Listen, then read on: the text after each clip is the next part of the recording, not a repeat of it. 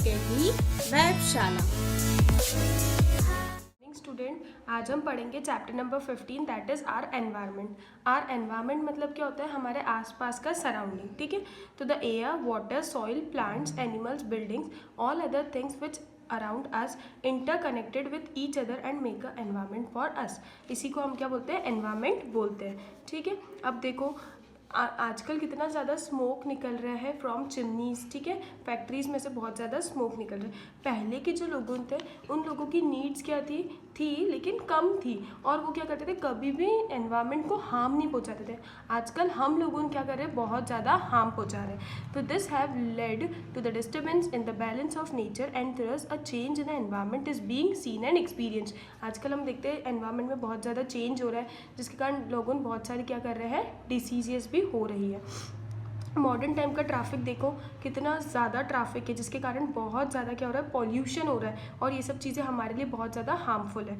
ठीक है, आजकल हम लोगों ने इतने एजुकेटेड होने के बाद भी गार्बेजेस जो है वो ओपन में ही डंप कर रहे हैं, कोई क्लीनलीनेस नहीं ले रहे हैं, जिसके कारण हमें बहुत सारी क्या हो रही है? डिसीजेस हो रही है। तो in the modern world trees are cut and grasslands have been converted into plain lands for the establishment of colonies and factories. और आजकल क्या कर रहे हैं हम लोग? ट्रीज़ को बहुत लार्ज स्केल पे कट कर रहे हैं, डिफॉरेस्टेशन बहुत ज़्यादा बढ़ गया, और हम लोगों हमारी सेल्फिशनेस के लिए, ग्रीड के लिए हम लोगों बहुत ज़्यादा क्या कर रहे हैं? प्लांट्स को कट कर रहे हैं। नेक्स्ट आता है garbage from houses and factories dumped by the road side further enhances the pollution. आजकल हर जगह पॉल्यूशन ही पॉल्यूशन हो रहा है। नेक्स्ट आता है green house effect. In winter season, temperature remains very low, while plants need some more temperature or heat to live and grow. ठीक है, ठंड के टाइम में क्या होता है? टेम्परेचर बहुत ज़्यादा कम होता है, जिसके कारण प्लांट के लिए सर्वाइवल डिफिकल्ट हो जाता है। Thus artificial green houses are made. हम आर्टिफिशियली क्या बना देते हैं? ग्रीन हाउसेज को बना देते हैं।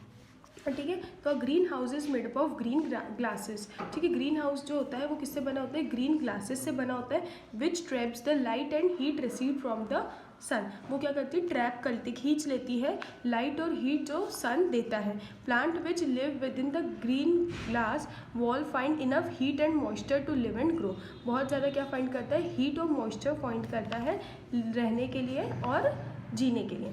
Similarly the earth atmosphere is like a blanket. अब अर्थ का जो एटमॉस्फेयर है वो कैसे काम करता है? ब्लैंकेट की तरह काम करता है। In day time earth received ultraviolet rays. दिन के टाइम पे जो अर्थ होता है वो क्या रिसीव करता है? Ultraviolet rays and infrared rays which heat up our atmosphere.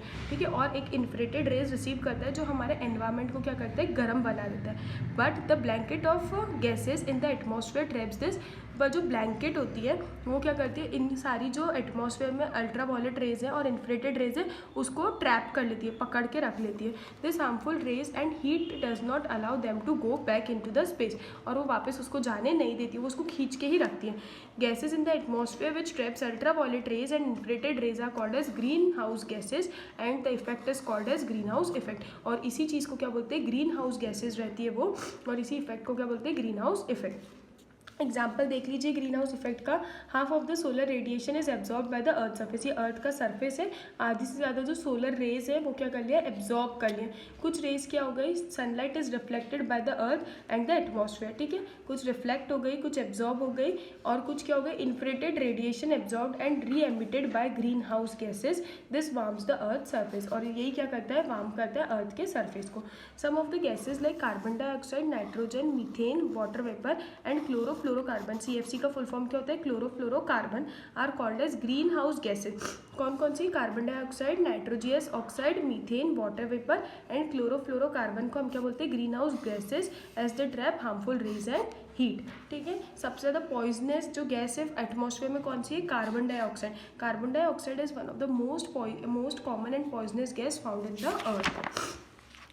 Chlorofluorocarbon plays an important vital role to pollute the air and puts the greenhouse effect on the Earth's atmosphere. The gas escape from the refrigerators and air conditioners. ठीक है, next आता है global warming. क्या होता है? A rise in the Earth's average temperature is known as global warming. ठीक है, global warming क्या होता है? Rise in the earth average temperature. जो नॉर्मल एवरेज टेम्परेचर होता है उसमें बढ़ने को ही क्या बोलते हैं? Global warming.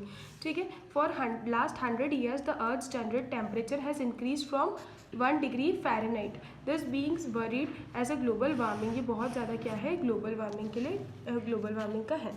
इफेक्ट क्या होता है, क्या क्या चीज़ें होती है ग्लोबल वार्मिंग के कारण। तो the global warming in the increase in the earth's temperature which leads to the melting of ice caps and glaciers. ठीक है, आइस कैप्स और ग्लेशियर्स में मेल्टिंग हो रहा है। This again lead to the floods in the plain, ये flood भी ला रहा है। Rise in the water level in the seas and ocean, flood in the seas. The global warming may cause a very dangerous situation to our life. ये बहुत ज़्यादा जो होता है खतरनाक होता है। तो ये इफेक्ट जो है ये आपको एक बार बहुत अच्छे से पढ़ लेना है, ग्लोबल वार्मिंग के इफेक्ट। पॉल्यूशन, आजकल पॉल्यूशन जो है, प्रदूषण हर जगह बहुत ज़्यादा देखने में आ रहा है, जिसके कारण वो बहुत ज़्यादा हार्मफुल है।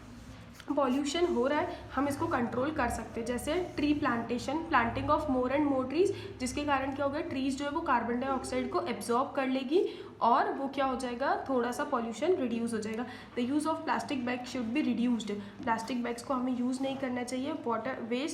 Water should be utilised maximum before it is thrown और ड्रेन्स इन द रिवर, पानी का अच्छे से यूज़ करना चाहिए, गार्बेज वेस्ट को प्रॉपर प्लेस पे डंप करना चाहिए। एक बार आप सारे पॉइंट्स रीड करेंगे, ठीक है।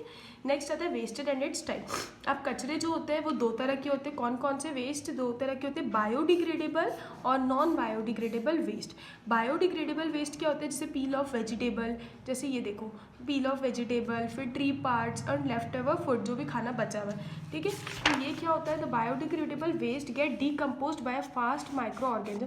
ये बहुत जल्दी जो माइक्रो ऑर्गेनिज्म होते हैं ना, वो क्या कर लेते हैं, इसको डीकम्पोज कर देते हैं और ये बहुत ज़्यादा हार्मफुल नहीं होता है, ठीक है। ये एज अ मैन्योर भी काम करता है प्लांट के लिए।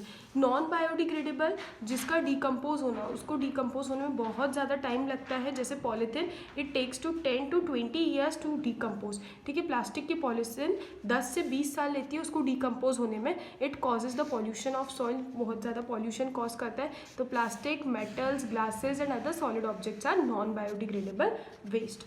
नेक्स्ट आता है disposing household waste. Before disposing waste from household, biodegradable and non biodegradable waste should be segregated, ठीक है। जब आप घर से कचरा फेंकते हैं तो आपको दोनों को सेग्रीगेट कर लेना चाहिए, अलग अलग करना चाहिए, बायोडिग्रेडेबल को और नॉन बायोडिग्रेडेबल को। नॉन बायोडिग्रेडेबल जो होते हैं वो डीकम्पोज नहीं हो पाते इजीली, तो we can reduce the quantity of non biodegradable waste, ठीक है। तो हमें उनकी क्वांटिटी रिड्यूस करने के लिए 3 R को हम फॉलो करते हैं, कौन कौन से, रिड्यूस, रीयूज और रिसाइकल, ठीक है। तो नॉन बायोडिग्रेडेबल वेस्ट को हम क्या करते हैं, रिसाइकल करने के लिए हम 3 R को यूज़ करते हैं, 3 R's are use, they are recycle, reuse और रिड्यूस। रिसाइकल मतलब आप वापस से जो चीज़ है, मेटल है, आप वापस से उसको रिफॉर्म कर लो। रीयूज़ मतलब एक ही चीज़ को आप बार बार यूज़ कर लो, जैसे सम पेपर प्रोडक्ट्स, प्लॉट्स, कार्डबोर्ड्स और गिफ्ट क्लॉथ। रिड्यूस मतलब हमें नॉन बायोडिग्रेडेबल वेस्ट का यूज़ कम करना चाहिए। A long year ago, Chipko movement in the hills of Garhwal districts of Uttarakhand was started by Sundarlal Bahuguna to save the green trees. Appiko movement, ठीक है। In Karnataka is an another movement to save green trees and to save the environment. Chipko movement start हुआ था कहाँ पे, उत्तराखंड में। किसने start करा था, सुंदरलाल बहुगुणा ने। क्यों करा था, ट्रीज को सेव करने के लिए। नेक्स्ट आता है एपिको मूवमेंट, कर्नाटका में स्टार्ट हुआ था। क्यों हुआ था, to save greenhouse, to save the environment. India we celebrate Van Mahotsav every year to protect trees and wildlife and save the environment, ठीक है। तो हमें हमारे एनवायरनमेंट में बहुत ज़्यादा क्या करना चाहिए, सेव करना चाहिए, ट्रीज को कट नहीं करना चाहिए। इसके साथ साथ हमारा एनवायरनमेंट चैप्टर कंप्लीट होता है। Thank you.